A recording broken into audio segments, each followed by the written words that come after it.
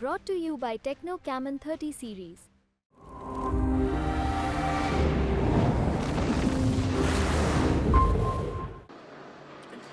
मंडी में इस वक्त मौजूद हूँ और मंडी लोकसभा क्षेत्र में ये कंगना रनौत का घर है और मेरे साथ यहाँ पर मौजूद हैं उनके फादर हैं अमरदीप रनौत जी हैं। उनसे हम बातचीत करेंगे कंगना रनौत को लेकर और उनके इस स्टेप को लेकर कि वो राजनीति में आई हैं, इन सब पर हम चर्चा करेंगे और उनकी बचपन की यादों का भी हम थोड़ा सा जिक्र छेड़ेंगे। बहुत बहुत स्वागत है आपका न्यूज़ तक पर। धन्यवाद।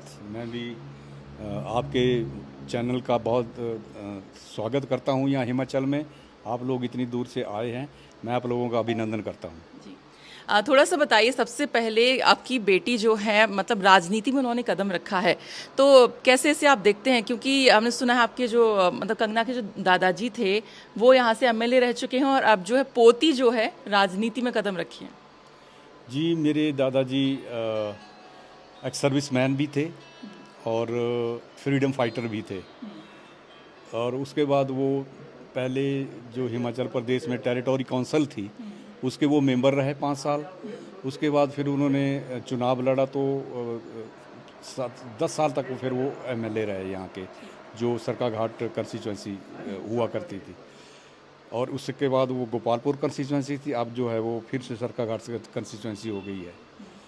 और जो बेटी है इसको जो हमारे जो यशस्वी प्रधानमंत्री जी हैं उन्होंने मंडी संसदीय क्षेत्र का जो उसको टिकट दिया है और भारतीय जनता पार्टी का, उसके लिए मैं प्रधानमंत्री जी का बहुत आभारी हूँ और बहुत धन्यवाद करता हूँ।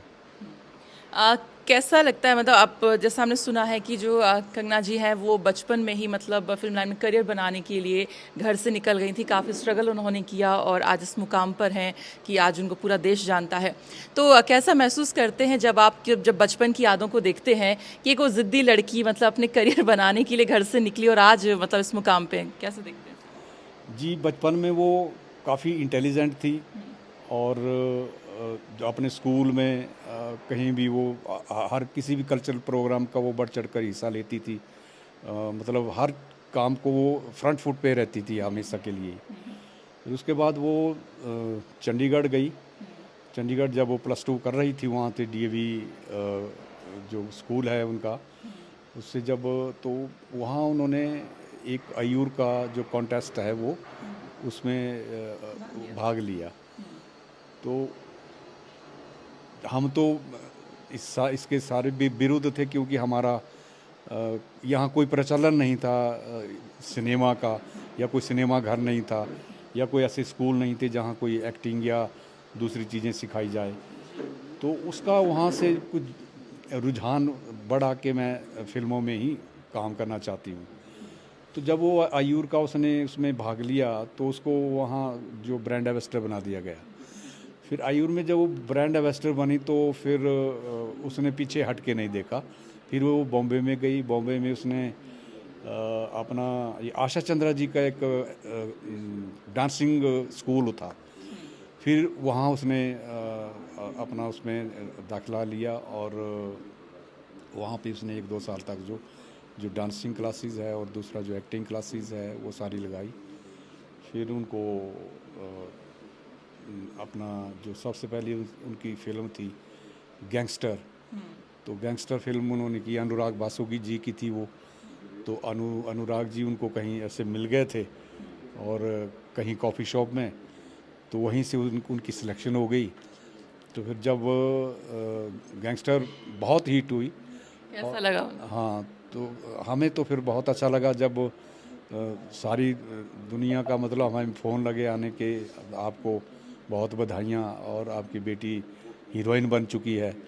फिर हमें इतना बुरा नहीं लगा, लेकिन स्टार्टिंग में हमें बुरा लगता था।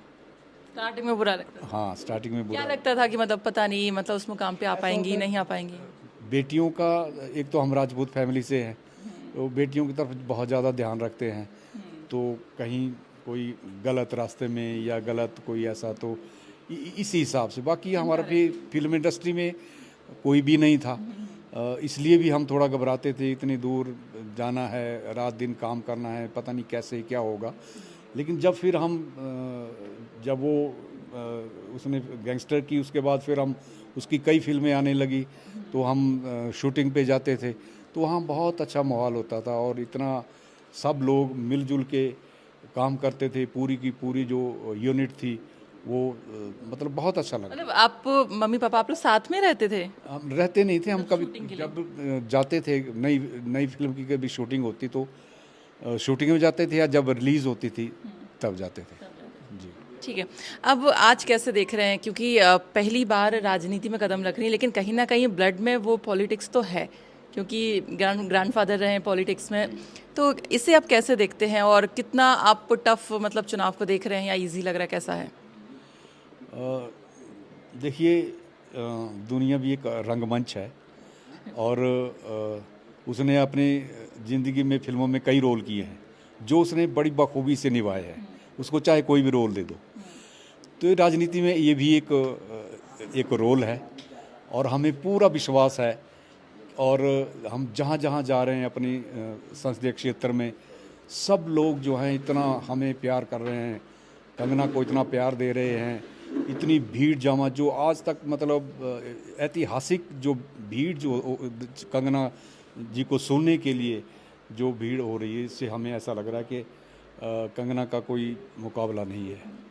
तो आज आप उनके इस कदम मतलब पूरी फैमिली उनके साथ कंधे से कंधा मिला के खड़ी हुई आज पीछे? पूरी फैमिली, पूरा हमारा गांव, हमारी पंचायत, ये सब लोग जो यहाँ पे बैठे हुए हैं, ये सब मेरे मित्र हैं, दोस्त हैं, तो मतलब सब लगे हुए हैं अपने अपने इस चुनाव में जो हिस्सेदारी है, सब अपने अपने अलग अलग टीमें बना करके जो है वो सारी कंस्टिट्यूंसी में घूम रहे हैं। और कंगना जी और बचपन में कैसी थी, मतलब किस तरह के उनके इंटरेस्ट थे? क्या शुरू से उनको फिल्म लाइन में जाना था या कुछ और आपने उनके लिए सोचा हुआ था? नहीं, हमें उसका जो वो सांस्कृतिक कार्यक्रमों में या कोई छोटा मोटा नाटक करती थी और वो करता था, तब हमें उसके टैलेंट का थोड़ा पता चला कि ये बड़ी परफेक्ट है एक्टिंग में, तो लेकिन हमें ये नहीं था कि ये यहाँ तक पहुँच जाएगी। तो आज उसकी मेहनत, उसकी लगन और जो उसका साथ में भाग्य भी है, तो उसके पास 4 नेशनल अवार्ड हैं, 1 पद्मश्री है, तो हम तो बड़े सौभाग्यशाली माँ बाप हैं। ठीक है। तो यहाँ पे जो अपोनेंट है, दूसरे कैंडिडेट हैं, मतलब विक्रमादित्य सिंह, उनको लेकर क्या कहेंगे? मतलब क्या आपको लगता है कि वो कंगना को टक्कर दे रहे हैं? देखिए, विक्रमादित्य जी ऑलरेडी पीडब्ल्यू मिनिस्टर हैं और कांग्रेस गवर्नमेंट में है, तो यदि उनको सेवा करनी थी तो हिमाचल की सेवा कर सकते थे एज ए पीडब्ल्यू मिनिस्टर। यहाँ की सड़कों की हालात देखो, सेंट्रल गवर्नमेंट से जो सेंटर ने पैसा भेजा हुआ है वो कहीं नहीं लग रहा है, 1800 करोड़ रुपए भेजा हुआ है, वो कहीं दिख नहीं रहा है हमें। और मोदी जी यहाँ आए थे, उन्होंने कहा भी है कि मैं एक एक पाई का हिसाब लूँगा इनसे। तो इनको जो एक परिवारवाद है ये इनके अंदर चला हुआ है, ये अपने बलबूते के ऊपर कुछ नहीं, इसको विरासत में सब कुछ मिला हुआ है वीरभद्र जी का। तो इन लोगों के खुद की जुबानी है, जो इनकी माता जी है, उन्होंने तो इंटरव्यू में कहा है कि मैं इलेक्शन में खड़ी होने वाली नहीं हूँ, क्योंकि हमारी कोई भी बात नहीं मानी जा रही है, ना तो कोई हिमाचल प्रदेश में कोई ना कोई प्रगति हो रही है, ना कोई डेवलपमेंट हो रही है। तो मैं तो लोगों के पास, मैं वर्कर के पास कैसे जाऊंगी, किस मुंह से उनसे मैं वोट मांगूंगी? तो इन लोगों ने पहले ही हार मान ली हुई है। तो लोग बोल भी रहे हैं ऐसा ही कि 15 महीनों में कोई काम हुआ नहीं है, तो मुझे तो लगता है मुकाबला तो नहीं है। अच्छा, ये जो विक्रमादित्य सिंह है, ये तो ये भी कह रहे हैं कि जो कंगना है वो तो भाई मोदी जी का नाम लिए बिना कोई भाषण नहीं देती, और अगर मोदी जी ना हो तो उनके पिताजी भी मुझे ही पसंद करेंगे, मतलब ऐसा भी कहते हैं। क्या जवाब देंगे उनको? देखिए, मोदी जी जिनके पास व्यू है, जो बहुत दूर तक की सोचते हैं, उनको मोदी जी के बारे में पता है, मोदी जी के अंदर क्या गुण हैं उनके बारे में पता है। आज हमारा जो देश है वो मोदी जी के हाथ में सुरक्षित है। आप देखिए, कितने सालों से वो मुख्यमंत्री थे और वो प्रधानमंत्री है, अब वो तीसरी बार फिर प्रधानमंत्री बनने जा रहे हैं। आज तक भ्रष्टाचार या किसी ऐसा कोई उनके ऊपर कोई दाग नहीं है, आज भी वो इतने स्वच्छ है। हमारा जो कद पूरी दुनिया में बड़ा है, आज हमारे प्रधानमंत्री के पीछे दुनिया के जो बड़े बड़े अच्छे राष्ट्र हैं उनके पीछे भाग रहे हैं, मोदी जी को ढूंढते हैं, मोदी जी के पाँव छूते हैं। तो नेचुरली है, कंगना ही नहीं, हम लोग सब जो भी है सारी दुनिया मोदी के पीछे है। और बताइए, क्योंकि आपने मतलब सोचा था कि मतलब इस मुकाम पे जब फिल्म लाइन में वो आ जाएंगे और उसके बाद राजनीति में कदम रखेंगी, तो आज उन्होंने जो स्टेप लिया है तो आप लोग मतलब खुश हैं इससे? हमें सबसे पहले तो यह है कि हम ये चाहते हैं कि वो, और उसका भी यही विज़न है कि जब भी मैं कोई काम करूँगी तो मैं इसको तन मन से करूँगी। उसको पिछली बार भी टिकट दे रहे थे, उसने इनकार कर दिया, क्योंकि उसने कहा कि मैं लोगों को मतलब ठगूंगी नहीं, मैं लोग ठगा सा महसूस करेंगे यदि मैं उनसे वोट लेकर के मैं बॉम्बे में बैठ जाऊँ आकर के। उस वक्त उसके पास बहुत काम थे, इसलिए उसने इनकार कर दिया कि मैं अभी इलेक्शन नहीं लड़ूंगी। तो मैं इलेक्शन लड़ूंगी तो मैं अगला जो इलेक्शन है उस वक्त मेरा काम भी बहुत क्लोज हो जाएगा, कर लूँगी, तब उसके हिसाब से उसने फिर टिकट लिया और उन्होंने हमें जो प्रधानमंत्री जी ने इसको टिकट दिया है। थोड़ा सा इनके बिहेवियर के बारे में थोड़ा सा बताइए, कैसी रही हैं? चुलबुली सी हैं, ज़िद्दी हैं, मतलब किस तरह की हैं? किसी भी काम के लिए जिद्दी तो है, एक उनका टारगेट होता है कि मैंने ये करना है, तो उसको वो करती है। बाकी बचपन में बच्चों की शरारतें तो भी काफ़ी बढ़ चढ़ कर थी शरारतें वगैरह भी कुछ याद है आपको? बहुत करती थी। बहुत किस्से हैं बहुत किस्से हैं उसके। तो बहुत मतलब घर से सुना 15 साल में भाग गई थी, तो आप लोगों ने डांट फटकार नहीं लगाई थी? तो नहीं, भागी तो नहीं थी, पर ये था कि हम उसको इनकार करते थे। और वो उसने बोला कि मैं पापा आपको डॉक्टर बन के भी दिखा दूंगी, लेकिन मैं फिर भी इस प्रोफेशन में नहीं जाऊंगी, मैं जाऊंगी, मैं फिल्म ही करूंगी। तो ये उसका कहना था। छोड़ के चली गई थी हाँ, तब। तो फिर हमारा ये था कि गांव की बेटी है, यहाँ से कौन आज तक कोई फिल्म स्टार हुआ नहीं, कोई कुछ नहीं हुआ। तो हमने भी बोला भाई अच्छा भाई जा तू देख ले अपना। हम सोच रहे थे कि नहीं कुछ भी नहीं होगा इसका। तो जब धीरे धीरे जब ये सारी बातें हुई और आज उसका इतना पहली बड़ा, फिल्म जब गैंगस्टर आई तो कैसा रिएक्शन था आप लोगों का? हम उसको देखने गए। अच्छा। पहली बार हम अपनी बेटी को इतने बड़े पर्दे पे देख रहे थे, और पूरा मुंबई और आसपास के जो सिटीज़ थी उनमें इतने बड़े बड़े होर्डिंग्स लगे हुए थे। तो हमें बड़ा मतलब बहुत गौरव महसूस हो रहा था।